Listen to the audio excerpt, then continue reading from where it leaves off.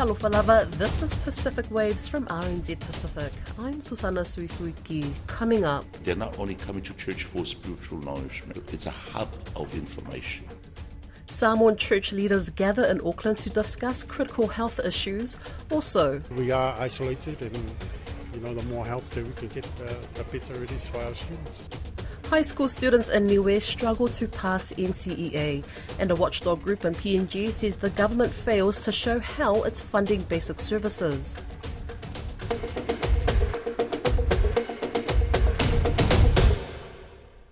Samoan church leaders in Auckland met with National Health Services last week to discuss critical healthcare challenges within the Pasifika community. Organised by the service's Pacific Public Health team, Project Health, it was a collaborated effort bringing in 47 church ministers who serve over 14,000 faith members. Grace Fever-Ai was there and has the story.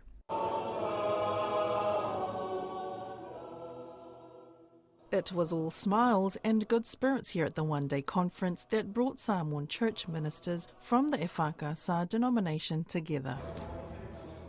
Director for Pacific Public Health, Apipo Tasi, says working with the churches is essential to Pacific culture and livelihoods, and it has had positive impacts in the past. I think if you look at COVID as a really good example, Pacific churches became the central hub for our Pacific communities and still play a really important part. At the meeting was Reverend Elder Victor Bowesi from Efaka Sa Mangeli Sasae Puasese, who says the church is more than just a church. I believe that this is one of the greatest milestones in terms of public health. They're not only coming to church for spiritual nourishment, it's a hub of information. It's a place they feel comfortable coming to. So when they come to a place that they trust the ministers, they have this connection with the minister, that all the other barriers will come down and the information given to them. The former principal of Mālua Theological College, Ma'afalali Ma, who was now serving as a whaiwheau for Efaka Sa Otara, spoke about his experience in Samoa and how programs like this would be beneficial if implemented in the region. In Samoa, hardly any programs like this goes to the church.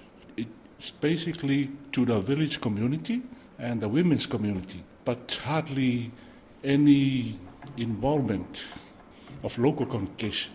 Key topics of discussion at the meeting included outbreaks, screenings, vaccinations and communicable diseases. Social media influencer and Pacific public health worker Tuilangi William Leolahi says he's been encouraging everyone to go for regular checkups. Life expectancy for Pacific Islanders are slowly dropping as we move forward, but definitely get your health checks done, definitely find ways to get to a GP, but I know that we're putting measures like this to hopefully accommodate that. One pivotal aspect of the Project Faith initiative is addressing barriers to healthcare that many in the community face and the introduction of the Emergency Response Plan, led by National Pacific Senior Advisor for Protection, Priscilla Toitua. She says by working closely with the church leaders, we can ensure that these distinctions are understood and that our communities receive the care that they need. The first initiative that our Minister of Health gave to us this year was, what's the plan for Pacific? One of his priorities was to make sure that we had a plan put in place for our Pacific peoples, and this is the reason why we are sharing this lovely Pacific Emergency Response Comms plan with our people. To me, it's just really important that they know what to do in those circumstances, because I think a lot of the times comms gets mixed up. Plans are underway for similar events in other regions and within the arts and sporting communities. High school students in Niue are struggling to pass NCEA literacy and numeracy tests that could become compulsory by 2026.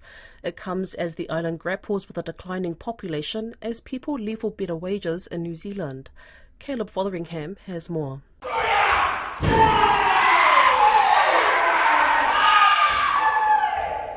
Winston Peters and his cross-party delegation are given a rousing welcome from senior students at Niue High School.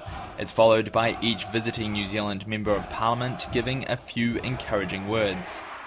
Pay attention to your political obligations, because it's going to control you, and if it's that powerful, make sure you're in control. Just because you were born and raised in Niue does not limit you from from becoming either an MP or possibly, because you're New Zealanders, the first Pacific Prime Minister of New Zealand in the future. If it is to be, it is up to me. You have surrounding you some of the purest seawater in the world. Niue has struggled with NCEA literacy and numeracy pilot tests that could become compulsory in 2026.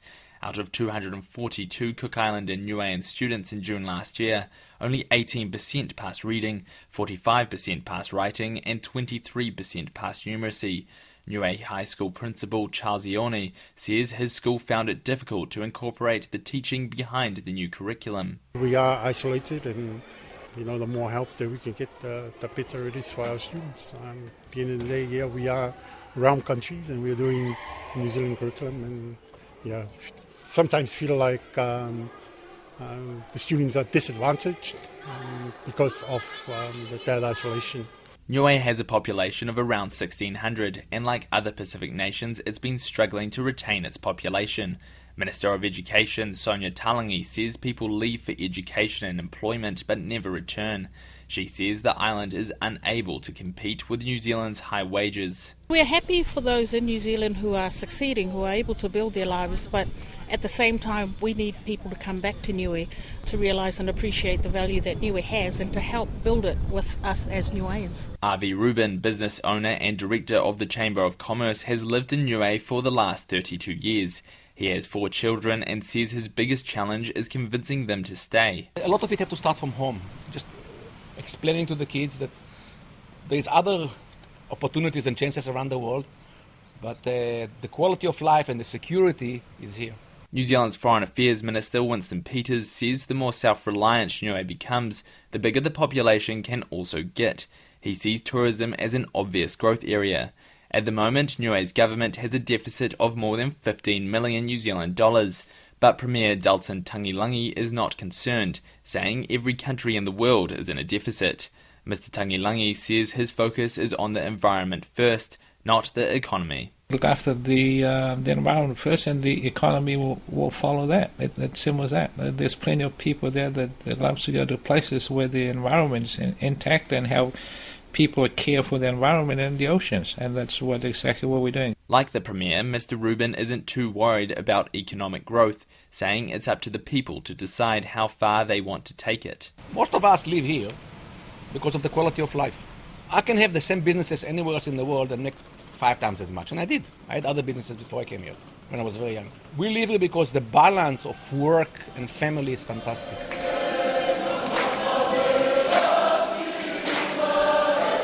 Niue is celebrating 50 years of free association with New Zealand, and as the island looks ahead to the next 50 years, it will be figuring out how to strike the balance between economic growth and lifestyle.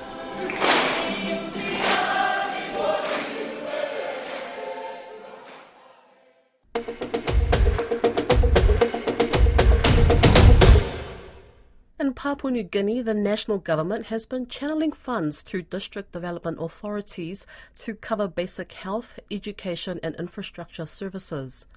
The 96 DDAs get 20 million kina each annually for this purpose, but the watchdog group Act Now says most have failed to show how or if the money is being spent. Act Now's Eddie Tanago Payne told Don Wiseman that these DDAs are all required to file 5-year plans and have their spending audited.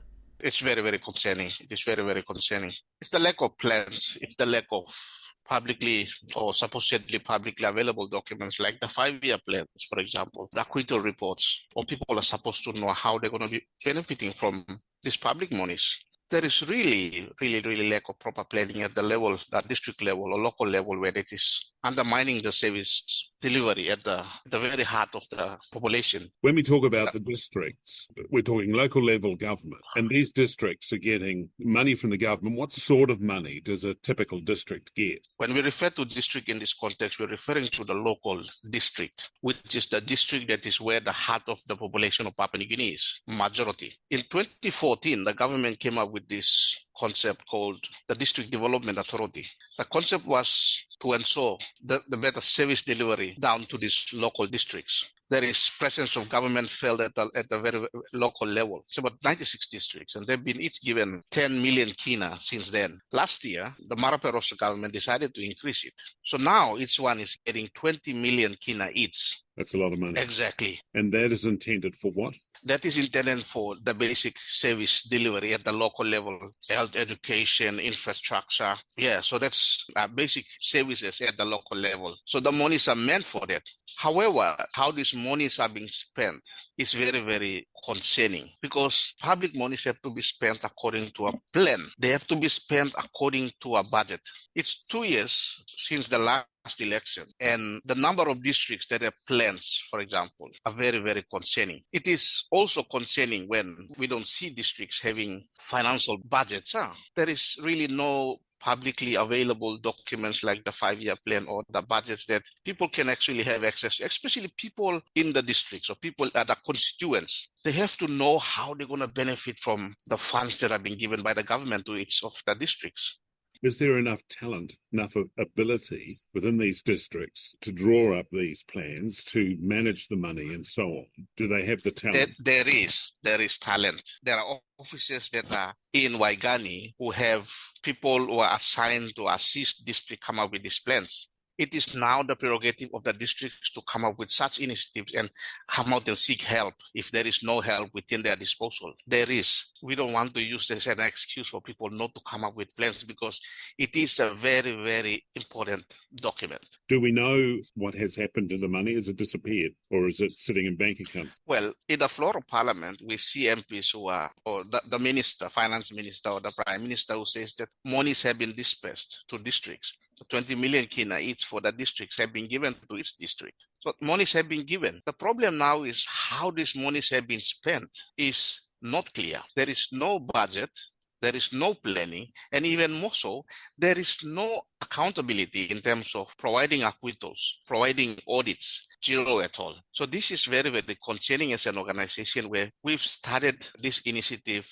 last year. So we're seeing the need to have access to documents like this, seeing the zero availability of 5-year plans, financial plans. We decided to design and build a website called DDA Watts. Now, the DDA Watts website was built with the intention of improving public access to district information. We also wanted to encourage greater participation and monitoring of the people's money. It is very, very shocking to find out after 1 year that only 7 districts have publicly available 5-year plans. About 75 out of 96 do not have a plan, unfortunately. And interestingly, and even more alarming, is that no district has published an annual budget. So this is very, very concerning when you look at these numbers. We only have 21 districts that have launched a plan and are publicly available. And these plans are for the period 23-27, so we're nearly halfway through. Like the last election was 2 years ago. Now we have 2027 is the next election. So the 5-year plans are a 5-year cycle of one MP. That's his or her term in Parliament. So obviously, the first thing he or she would have done when going to Parliament is to have a plan. That is the first and foremost thing to do, because that's the conduit for you to access funds. So the relevant authorities, your constituents will know how you're going to spend their money.